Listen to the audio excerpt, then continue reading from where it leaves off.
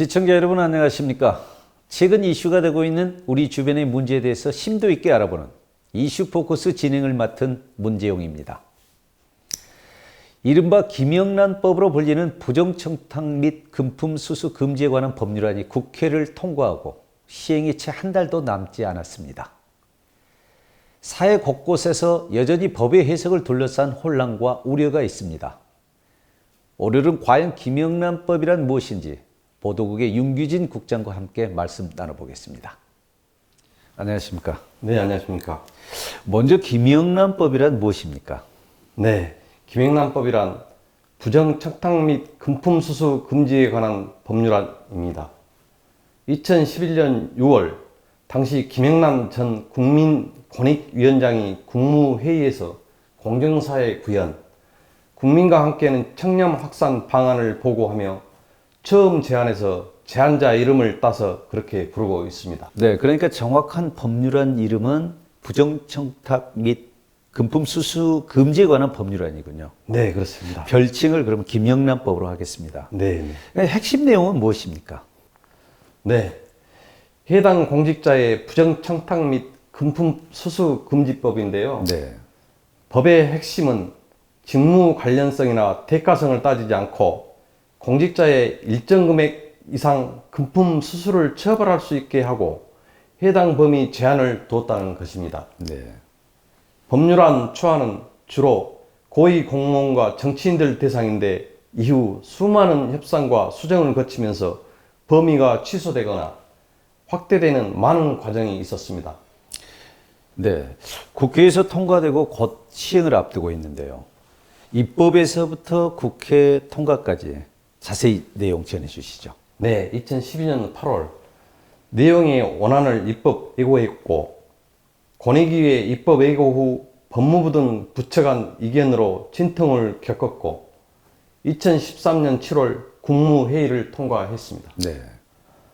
국회 제출 이후에도 법의 적용 대상이 광범위하고 위헌 소지가 있다는 등의 이유로 거듭 표류하다가 2014년 5월 세월호 참사로 간피화 문제가 대두되고 부정부패 척결에 대한 국민 여론이 높아지자 이 법안이 새롭게 주목받고 있습니다. 네, 아픈 기억이지만 세월호 사건으로 다시 대두가 되었군요. 네, 그렇습니다. 원래는 고위 공무원과 정치인 대상인데 그 후 범위가 많이 늘어났습니다. 네. 2015년 1월 정부 정무위가 법안 처리에 나섰으나 제재 대상에 언론사와 사립학교를 포함하면서 공무원 등의 공공기관 종사자에 포함되지 않는 직군이 무리하게 포함됐다는 논란이 일기도 했습니다. 네. 김영란법은 작년 2015년 3월 3일 국회를 통과했습니다. 네. 국회를 통과했는데 김영란법의 핵심 키는 무엇입니까? 네, 형법상 뇌물죄보다 한층 강화된 것으로 형법이나 부패방지 관련법이 직무 관련성과 대가성을 입증하지 못하면 처벌하지 못하는 한계가 있었지만 금품 수수 금지 조항에서 직무 관련성이나 대가성 여부를 불문하고 일체를 처벌한다는 것입니다. 네, 그렇군요. 그러니까 예전에는 대가성을 밝히지 못하면 법망을 빠져나갔는데 예를 들면 뭐 빌린 돈이다, 뭐 갚았다. 근데 이제 뭐 처벌을 받는다는 얘기군요. 네, 그렇습니다. 그러면 자세한 내용, 범위 액수는 어떻게 규정하고 있습니까? 본인이나 배우자가 1회에 100만 원 초과하는 금품을 받으면 직무와 관련 없어도 네. 3년 이하의 징역 형사처벌되며 100만 원 이하의 금품의 경우에는 직무 관련성을 따져 처벌하며 금품을 제공하는 사람도 똑같이 처벌받게 됩니다. 네. 배우자가 받아도 똑같이 처벌된다 이거군요. 네, 그렇습니다. 네. 식사값이라든가 선물에도 제한을 둔다고 했죠? 네. 자세한 내용 전해 주시죠. 단체로 식사 대접을 받았을 경우 1인당 접대 비용은 n분의 1로 상한 여부를 따집니다. 아, 그러니까 n분의 1로 나눈다는 얘기군요. 네, 그렇습니다. 경조사비는 화환을 포함해서 상한액은 10만 원 이내로 제한했으며 경조사 목적이 아닌 승진 선물 등으로 화환을 보낸다면 5만 원의 선물 기준이 적용됩니다. 네, 그렇군요. 시행령 김영란법 시행령안이 현행 공무원법 행동 강령 기준보다 완화됐다는 일부 비판도 있거든요. 네. 어떻게 보십니까? 네. 현재 공무원 행동 강령은 선물 수수를 원칙적으로 금지하고 있는데 시행령에서는 5만 원 한도로 허용해 촌지 수수가 여전히 나타날 수 있고 네.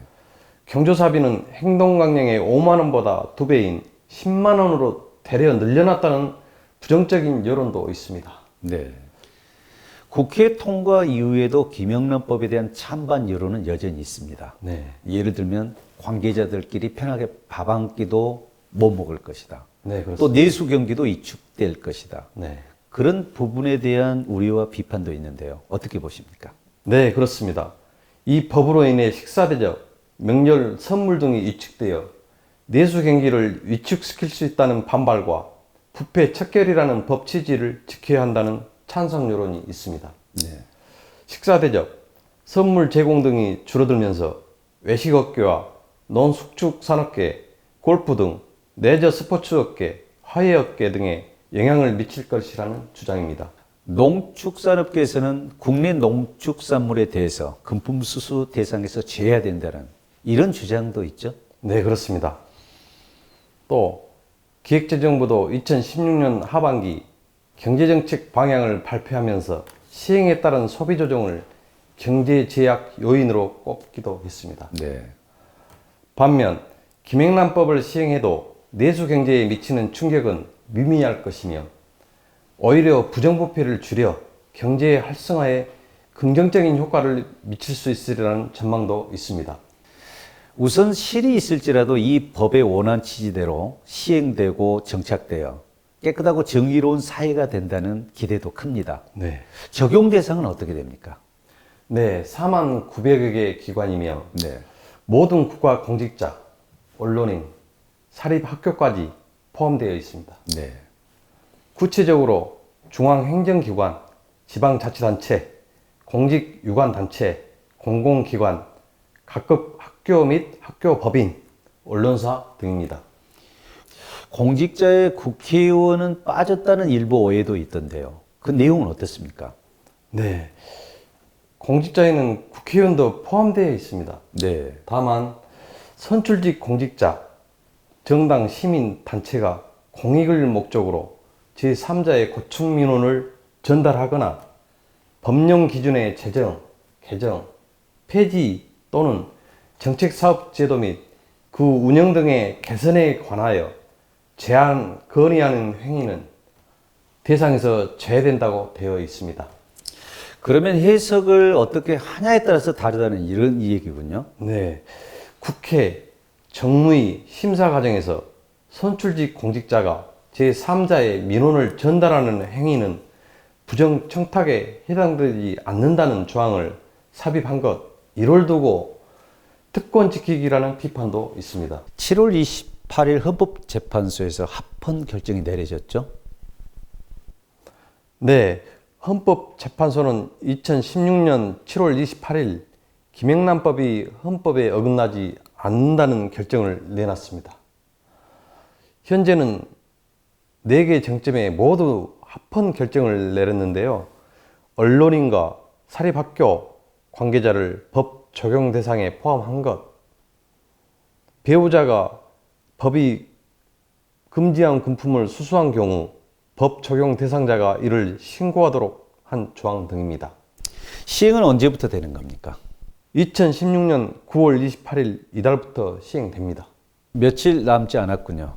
아무튼 잘 정착되어 가면 좋겠습니다. 지금까지 보도국의 윤기진 국장과 함께했습니다. 이른바 김영란법 부정청탁 및 금품 수수 금지에 관한 법률안이 이제 한 달 앞으로 시행을 앞두고 있습니다. 기대와 일부 우려도 있지만 잘 시행되고 정착되어 부정부패가 근절되고 깨끗하고 정의로운 우리 대한민국 사회가 되길 기대해 봅니다. 이상으로 오늘의 이슈 포커스를 마치겠습니다. 시청해 주신 여러분 고맙습니다.